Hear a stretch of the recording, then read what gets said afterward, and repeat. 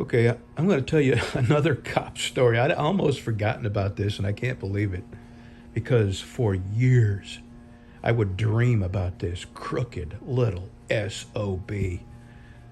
My wife and I were, this was, God, it was early 90s. We had just started at, no, we had been with this company called John and John Tack Lines for quite a while. And they're way down in South Shreveport. So it was a long drive from where we lived, almost into Benton, Louisiana, but north of Bossier City, but not quite into Benton on Highway 3. And actually, that place we lived in, not long after we moved out, a tornado come and took the home out and still had some of our stuff in it that we hadn't finished moving out. That belonged to my wife's family, the place. Anyway, so 3 o'clock in the morning, we're on our way to work because we have a 7 a.m. load that we got to get to, and we got to, it's a lot of work. You got to make your beds, put your blankets and pillows in, and food if you're bringing it. And you're getting ready for, a several day trip. And then you got to hook up and do your pre-trip and, a half hour of inspection and then getting your logbooks ready and then fueling and then, be in Longview, Texas to load by 7 a.m. So it's 3 o'clock in the morning. We're, in Bossier City now. And Bossier City has a parkway now. But back then they were just building it. But you could drive on it for a short spell. And it was under construction. So I assumed the speed limit was 45. I didn't see a speed limit sign. So I assumed, being in construction, being a 4-lane highway, it was probably a 45-mile-an-hour speed limit. So we get on the parkway, and as I'm getting on, I see a cop over there underneath a street light, and I give him a wave.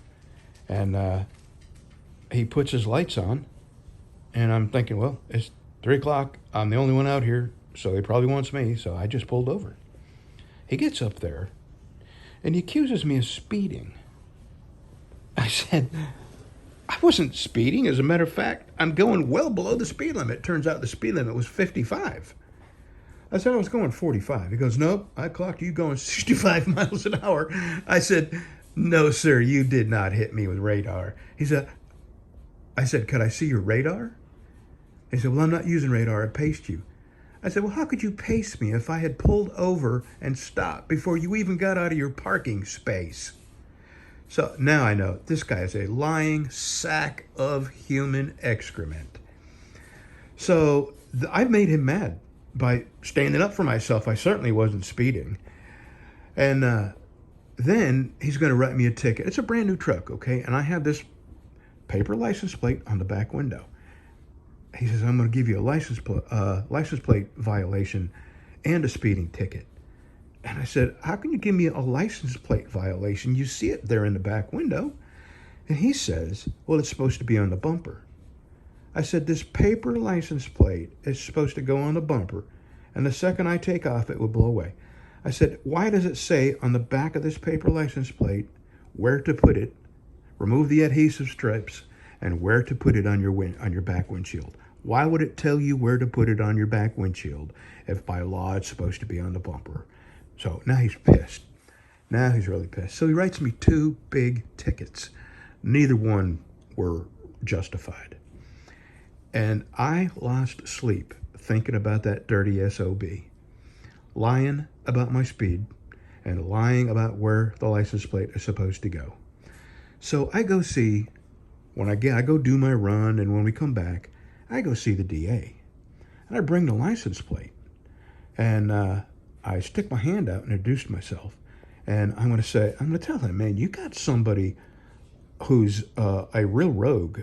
And I stick my hand out, I then introduce myself, and I'm waiting for him to shake my hand. Who wouldn't shake another man's hand? And I tell you what, he says, I've already heard about you. I'm not shaking your hand. If you want to take your chances in court. So this guy knew that I was not going to stand for this, and I was going to take this. So when I seen the DA wasn't even willing to shake my hand, I paid my ticket. And for years and years and years, I would wake up dreaming about that SOB, that lion SOB, Bossier City, Louisiana. His name is Chuck Spraggins. Chuck Spraggins. And I had a friend who was also a Bossier City cop. I won't say his name. Oh, he's long since retired. Bobby Machika. He was a friend of mine, and we had been friends for a long time. We had been friends for so long that when Bobby Machika was a young man and I was a young man, I used to buy my pot from Bobby. So we were pretty cool friends, you know. He knew I wasn't going to rat him out and, you know, let his cop friends know that he used to be my pot salesman. So one day I'm at the Waffle House drinking coffee, and Bobby Machika comes in and sits down beside me. We're talking, and I said, Bobby, I got a ticket the other day from the biggest asshole I've ever met in my life. And he goes, who was it? I said, Chuck, and he finishes my name. He said, Spraggins. He said, yeah, that guy's earning himself a real reputation. And the sad part is it's getting him promoted. And it was true, because about 8 or 9 years later, I Googled his name. And damned if he wasn't a police detective after just 7 or 8 years of being a cop. He had ticketed his way and lied his way into a prestigious position. Chuck Spraggins. And I had almost wiped it out of my memory because it used to make me so mad. And what blatant, I mean, there wasn't even a gray area. It was a complete lie just to write me a ticket. And 2 tickets. Made him mad that I stood up for myself and questioned him and asked him if I could actually see the radar where he clocked me going 65. And then he said, well, I wasn't using radar.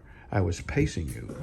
And I said, how could you possibly be pacing me when I pulled over in the emergency lane before you even got out of your parking space? Oh, what an asshole. So, yeah, there's that. And then recently, something happened to me in my little town of Wascom, Texas. I still don't know the cop's name. But I do know that he left a job in Dallas that paid about $75,000 to $80,000 a year to come here, where a job only paid about $28,000 to $30,000 a year. So he must have done something really bad over there. This is the guy. I had made a right turn, and then I was going to make a left turn at a Burger King. And as I had made a right turn off the main highway onto the side street, there was a truck coming out the driveway, a long truck that delivered their truck and trailer, you know, a semi. So he was swinging wide, so he had to take the whole driveway up to get his truck out onto the road without dragging his trailer down in the ditch. So I held back. I could see what's happening, and I had my left turn signal on. This cop, our local cop, one of them, comes up behind me, and then right away goes to that horn that they clear intersections with. You heard it. It'll give you a nosebleed if you have to listen to it. He comes up behind me, and he goes to blasting that horn at me. How could he not see this truck pulling out onto the road? How could he not see my left turn signal flashing, saying I'm going to turn in here when that truck gets out of the driveway? So anyway, that made me pretty freaking mad. I went there, I got us some cheeseburgers, and then went to our little market here to get a little something and then come home. Well, he's in the parking lot. No, I went in and got what I was supposed to get, and I come out to my truck, and that SOB's in the parking lot that want to honk the horn at me. And I walk up to him, and I said, I'm the guy you blew your horn at. Where? What are you talking about? And I said, at Burger King. I said, did you not see the 18-wheeler pulling out of the driveway? Did you not see my left turn signal on? Why would you honk at me like that? And he looks at me, and it's a young guy too. And he looks at this old guy, and he's debating on whether he should punch me or find a reason to arrest me or just let the old guy, tell him how angry it made him. I said, that was completely unnecessary, man. All you had to do is pay attention. I mean, if that's how good you pay attention, that's kind of concerning. And he said, perfect. I have no idea what that means. He said, perfect. Turned his back and walked away into the store. And I just couldn't believe it. So, I mentioned the other day that I rarely had problems in my car. And those are 2 that I've had. That one of them burns a hole in my heart. It made me so mad that this guy was such a complete liar. And can you imagine being a detective, getting on the stand and really wanting to convict somebody who may or may not be innocent, but lying to ensure a conviction. If this guy is capable of lying about speed and lying about improper placement of license plate, what else is he lying about? You know he's getting on that stand and telling lies. If he's a liar, liars lie. That's what they do. That's the kind of people we have protecting and serving us now, is liars who get promoted, bad cops who watch each other's back and get promoted because they're playing the good old boy game, and the good cops, I kind of think they do their 20 years and get the hell out. I know a guy personally who retired from the Shreveport Police Department, and I know he was a good cop. He was a quiet guy. He was actually, I won't give any more than that. I don't want to, but I know that he was a good cop. And as soon as he put day one of his 20 years in, he was gone. And I know why. And if you know anything, if you've heard any, we make national news all the time for cops shooting people with no guns, cops shooting people who are running away from them, cops beating people up when their hands are cuffed. That made national news. Beat him to death. Beat the guy to death with his hands cuffed behind his back. And then when he was needing medical care, they put him in the backseat of their car in the heat with the engine off, with no air conditioning, and he died in the backseat of their car. So those are the kind of people that you think got your back and are protecting you. Anyway, I was going to stop. Here's what I originally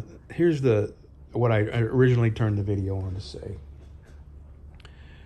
All my life as a truck driver, nearly every encounter I had with law enforcement of some kind, whether it was a state or a local or a sheriff's deputy or a scale master, it was always confrontational by them, no matter how polite and respectful, no matter how willing you were to give all your paperwork and be polite and not mouth off, never worked.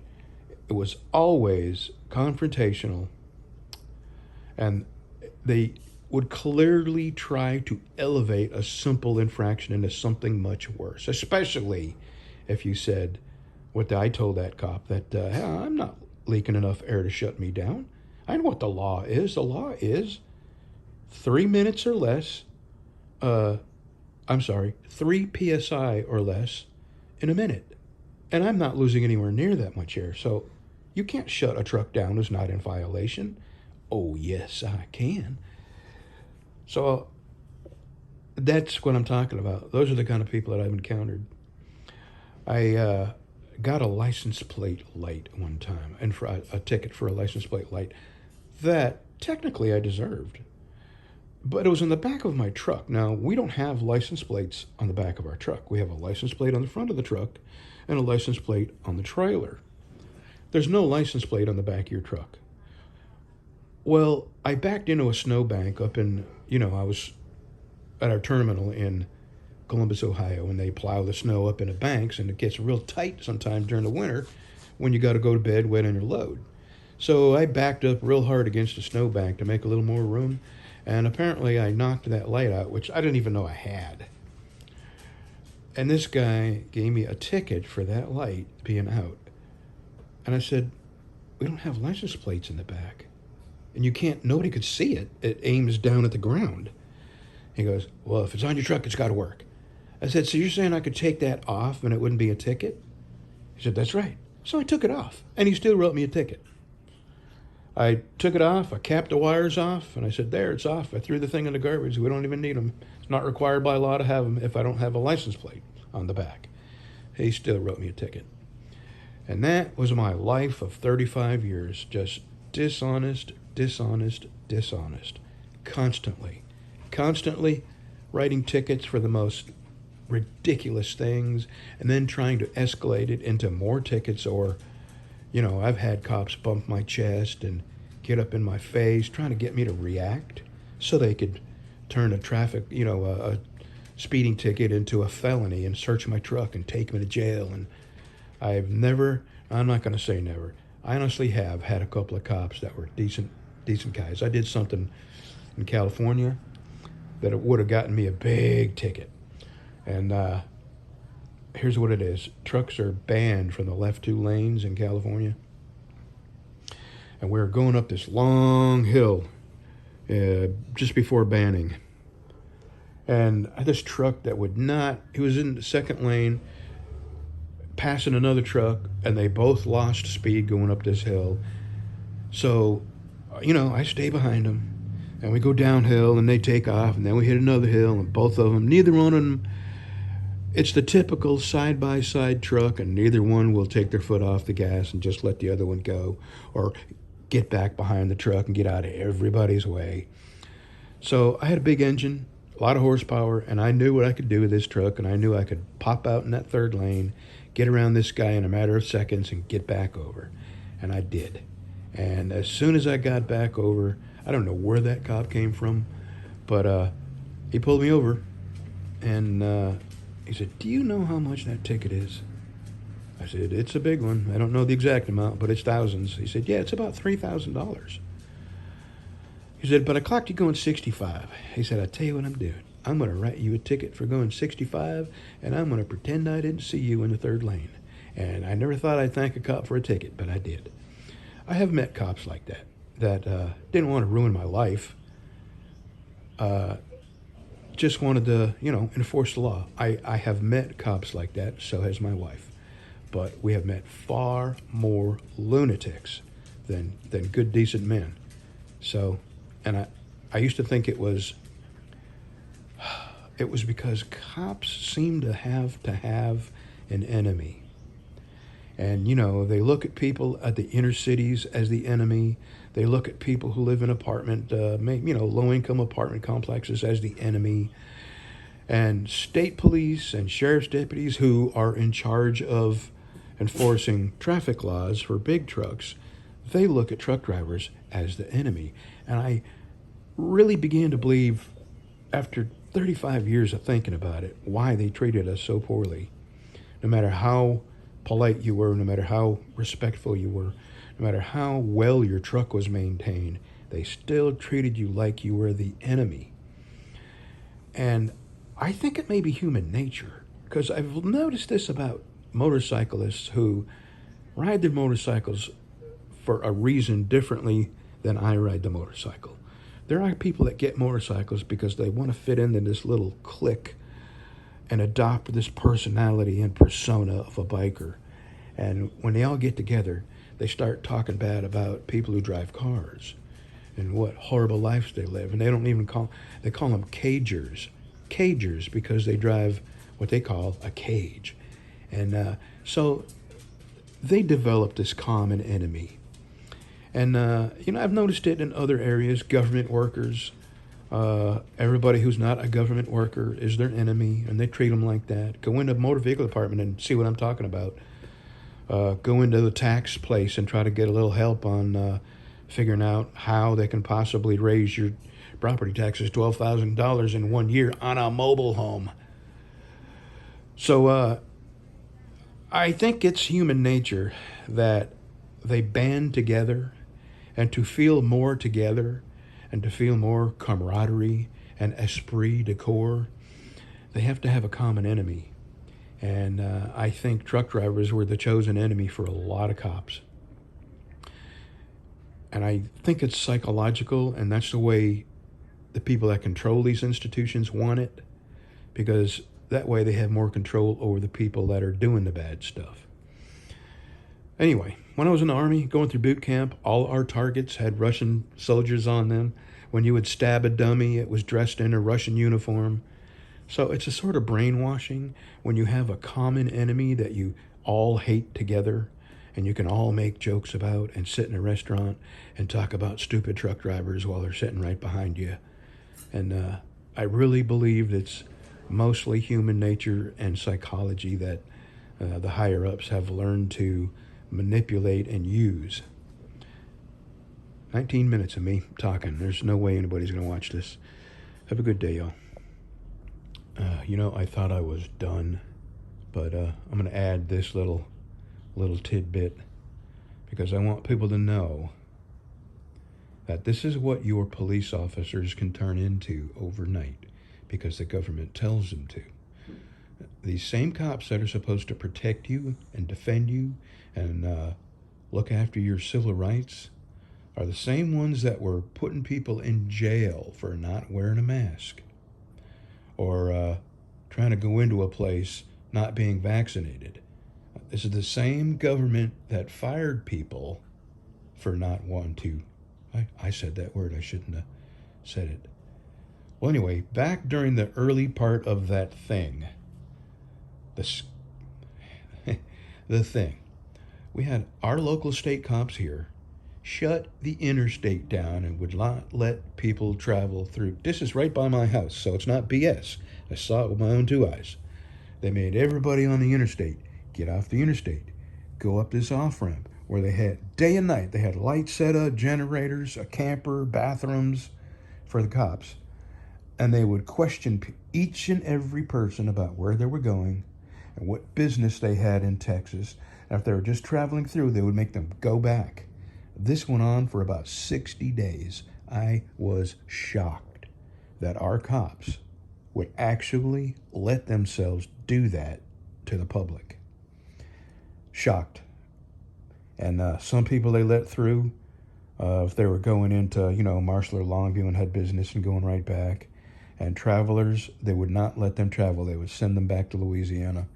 And they would question where you lived, where you were going, where you were coming from, how long you were going to be there if you were coming to Texas. A free country turned into worse than China overnight. And these state cops happily went along with it.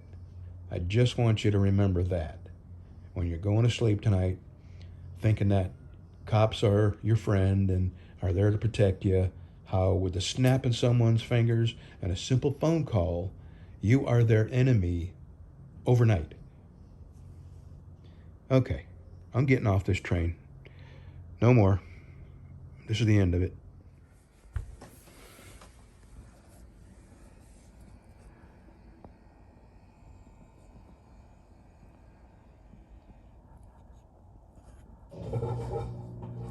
Here's my roof cat.